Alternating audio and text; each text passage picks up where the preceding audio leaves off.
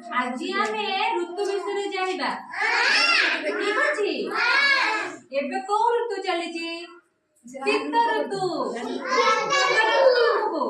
हम तो स्वेटर पिंधो ना एटा शीत दिन चलीची। हमरो ऋतु होची 6टी अनुभव करूचे 3टी ऋतु ग्रीष्म ऋतु वर्षा ऋतु आ शीत ऋतु। अच्छा पिला माने को ऋतु रे हमें केउ पोशाक परिधान करू सेटा कहि परबो।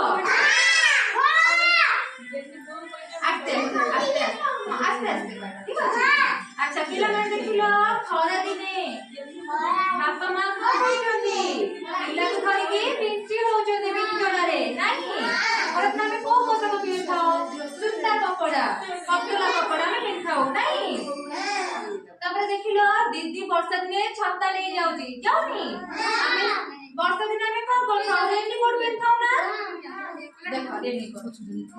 अच्छा ए देखो बापा मां शीत दिन रे काठर जारी होउछथि ठंडारू बंचिबा पई नाही कि शीत दिन आमे के पोशाक परिधान करथाउ जैकेट पिंधाउ स्वेटर पिंधाउ नाही।